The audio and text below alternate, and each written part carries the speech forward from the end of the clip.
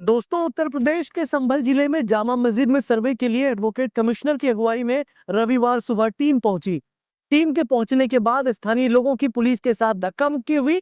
कुछ ही देर में लोगों ने पुलिस पर पथराव कर दिया, जिससे इलाके में तनाव पैदा हो गया। पुलिस ने स्थिति काबू करने के लिए हवाई फायरिंग और आंसू गैस के गोले छोड़े। जामा मस्जिद के पास पत्थरबाजी और आगजनी की घटना पूरे प्रदेश में चर्चा का विषय बनी हुई है। मामले पर सूबे की राजनीति भी तेज हो गई है। आखिर क्या है संबल विवाद की इनसाइड स्टोरी, आज हम आपको इस वीडियो में बताएंगे, इसलिए हमारे साथ लास्ट तक बने रहिएगा। वरिष्ठ अधिवक्ता विष्णु शंकर जैन ने अपने पिता और वरिष्ठ अधिवक्ता हरिशंकर जैन सहित 8 लोगों की ओर से 19 नवंबर को सिविल जज यानी कि सीनियर डिवीजन में वाद दायर किया। उनका दावा है कि संभल की शाही जामा मस्जिद हरिहर मंदिर है। कोर्ट ने वरिष्ठ अधिवक्ता रमेश राघव को सर्वे के लिए एडवोकेट कमिश्नर नियुक्त किया है। कोर्ट ने सर्वे का वीडियोग्राफी और फोटोग्राफी का भी आदेश दिया। यह 29 नवंबर तक कोर्ट में प्रस्तुत करने के लिए कहा गया। कोर्ट के आदेश पर 19 नवंबर की शाम को टीम सर्वे कराने पहुंची।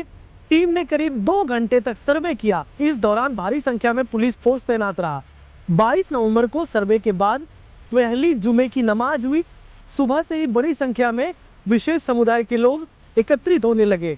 पुलिस ने मोर्चा संभालते हुए मामले को शांत कराया, साथ ही मस्जिद के चारों ओर कैमरे लगवा दिए। 24 नवंबर की सुबह एडवोकेट कमिश्नर की अगुवाई में दूसरी बार टीम सर्वे करने पहुंची। सर्वे की सूचना इलाके में आग की तरफ फैल गई। जैसे ही लोगों को पता चला कि मस्जिद की ओर भीड़ पहुंचने लगी और सुबह करीब 9 बजे भीड़ को हटाने का प्रयास किया गया, तो पहले धक्का मुक्की हुई और बाद में भीड़ ने पथराव कर दिया। पुलिस ने हवाई फायरिंग कर भीड़ को भगाने का प्रयास किया।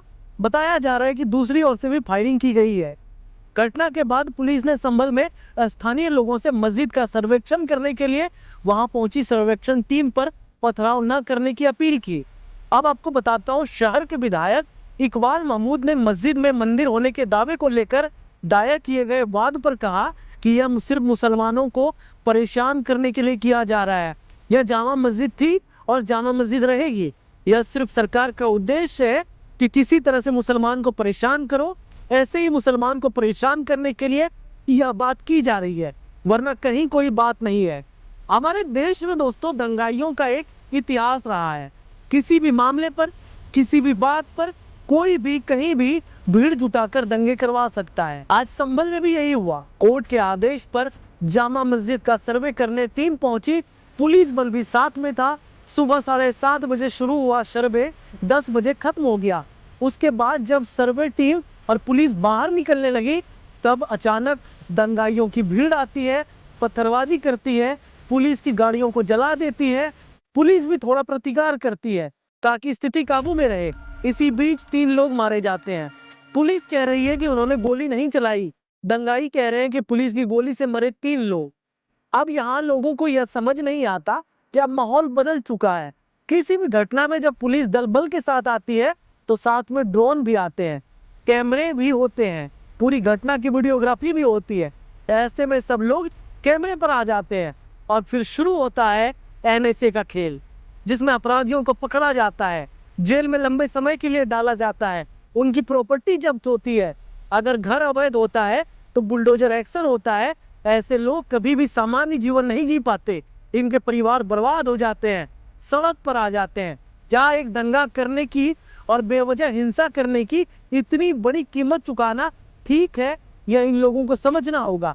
ठीक इसी तरह जो संभल में हुआ वो परेशानी का सबब है, क्योंकि जिस तरीके से कोर्ट के आदेश आए थे, कोर्ट के आदेश के बाद जिस तरीके से कश्मीर स्टाइल में पत्थरबाजी होने लगी, ये सवालिया निशान खड़े करती है।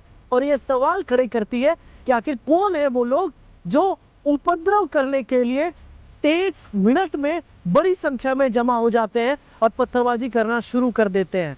पत्थरबाजी की जाती है, आगजनी की जाती है, हिंसा की जाती है और बाद में विक्टिम कार्ड खेल दिया जाता है।